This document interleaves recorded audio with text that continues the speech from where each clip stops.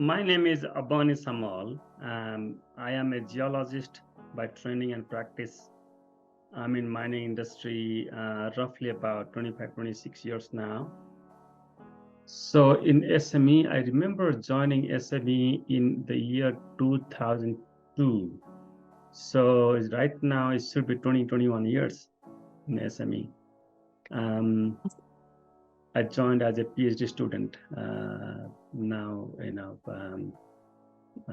as a professional member, I think roughly about 18 years now. So one of the major benefits what I get from SME is my network. I can communicate, I can interact.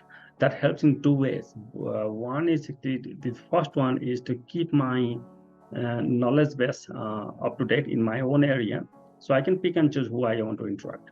And that's a great thing. We have roughly about 13,000-14,000 members worldwide, and it is the largest in the world in my own assessment. And the second thing what I get like being at SME is through the network is just not the knowledge.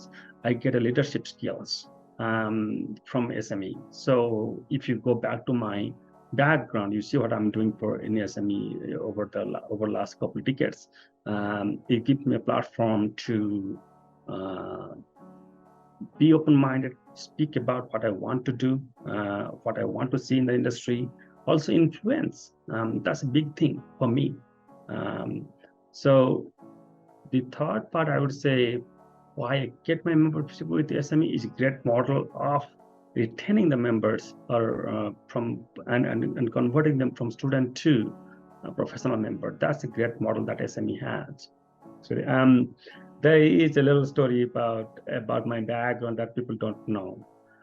I come from a rural place, very rural place. You cannot imagine. Well, if you've been to rural place in states like Illinois, where I went to school here, you can probably compare that in a very rural place in India. So if you take actually, probably 10, 15 miles radius, there's no one in the mining industry other than me.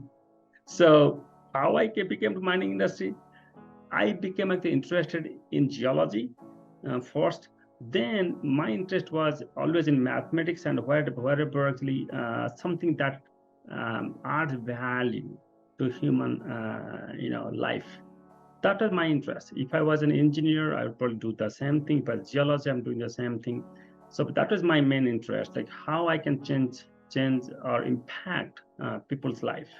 So when I got into geology, I took economic geology. I said, without rocks, our life doesn't exist actually. So that was in 1993. I got a realization. I never stopped.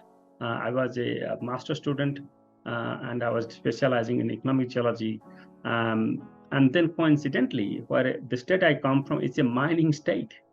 We mine pretty much everything that you can think of, from diamond to tin, bauxite. I told you that I work for chromite. These are the commodities that we don't, like chromite, bauxite, tin that we don't see in US. It's a mining state. So it became easier for me to find out, okay, what am I going to do here, right? If I'm going into mining. And I just went on. I'm talking about pre-internet time, when we couldn't really write an email. But it was easy for me to find out once I tried to get into mining industry. Then I found Indian School of Mines, the best school of mines in the entire Asia. And it's a great school. I got a chance to study there. Then it just opened up for me. And I never left. I just had fun with it. And another background of mine, many people know if you have worked with me, I'm a mathematical geologist. I have fun with math. So I can relate actually numbers pretty quickly. I think that's my gift. So when I saw that this rock that we mine, I can estimate what is in it, and I can qualitatively tell you that. Once you grew up into the industry, so wow, I can really help the mining projects, or if I'm working for a mining project, I know, where it adds value, and ultimately adds value to the economy, and ultimately adds value to the human life and the country wherever it is. That's one of the reasons, actually, Gauri, I would say, when there's a nation comes that right now 2 or 3 actually countries talking to me to be their advisor in specific areas. I just love it because I'm just proud of being a geologist, being in the mining industry right now. I'm just thrilled to talk about it, actually, because we just touch human life, not directly but indirectly, every day, every moment. My life doesn't exist without mining. That just excites me. Where I see myself in the industry, a big part of me is as an educator. I love to educate. My education style is different. I share my my experience in the industry. I learn every time I teach people, and also we share. So my education style is different. Will my teaching style is different.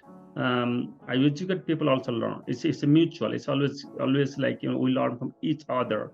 Uh, Unlike in academic scenario, it's like lecturing. It's not. That's not what I do.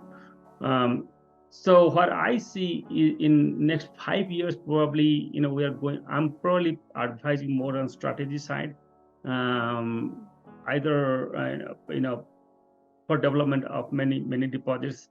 And globally, what I'm doing also with other countries, I see that we'll be actually busy and, providing guidelines to many global institutions and countries, in shaping their demand for commodities in a way so that they can develop their own. They don't have to really import the commodity if they have, and they can develop in their own country.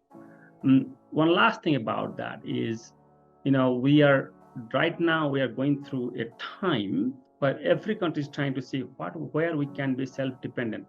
Given the background of the COVID and everything else happened, it was definitely a disruption, which is a good thing, actually. Is a disruption had to happen. Now people are figuring out where and which commodities they will be, or they're trying to be actually self-dependent where they can be.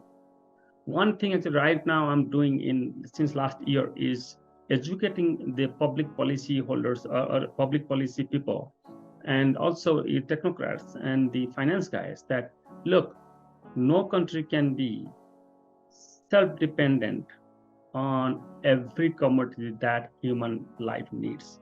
We have to depend on another country. So there is always ample opportunity to negotiate and work with other countries. I don't know, but that's my interest also, to go to that level, and where I can actually play a role as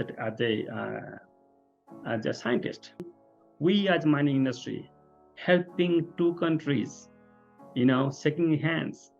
Basically, we talk about peace. What else can be better? We can contribute to the mankind, right? While helping 2 countries to talk, negotiate, so that we all grow together.